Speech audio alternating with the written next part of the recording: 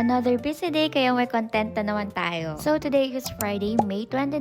Madami tayong agenda ngayon kaya lilipad muna tayo papuntang Montalban. First in the list is a food tasting ng isang catering na nakita namin dito sa Montalban. Sa mga taga Montalban dyan, pwede nyo i-check itong Angie's Catering and Services. Dito lang yan sa Barangay Balita sa loob ng Eres Compound. Second agenda is dapat mag-aasikaso tayo ng mga documents dito sa munisipyo kaso sarado pala. Hindi namin alam kung bakit kasi Friday naman ngayon. But anyway, since malapit na kami sa Centro Mall, sumakay na kami ng tricycle para pumunta doon at magpalamig kasi sobrang init. Gusto ko lang din i-flex sa inyo itong KKV Shopping Center dito sa Montalban and isa na ata to sa pinakamalaking branch ng KKV kasi parang andito na siya lahat. 3 floors na to guys ha. Para na siyang isang department store. Then after magpalamig, umuwi muna kami waiting sa ating third agenda. Our last agenda for today is mag-ocular visits ng mga private resort dahil sa isang event. First resort is itong The East Private Resort. Dito yan sa Silangan, Barangay Jeronimo. So far, ito yung pinakamura nakita namin private resort and sila pa lang yung pumayag na mag-accommodate ng 50 packs. Second and last is itong The Bed and Barrels Private Resort. So dito yan sa loob ng Lola Tinong, Barangay Jeronimo. Super ganda dito guys. Gagawan ko na lang ng separate video yung ocular visit namin dito. Ang ganda kaso ang problema namin dito is hindi nila kayang mag-accommodate ng 50 packs. And ayun lang muna guys. Na next video na lang ulit. Bye!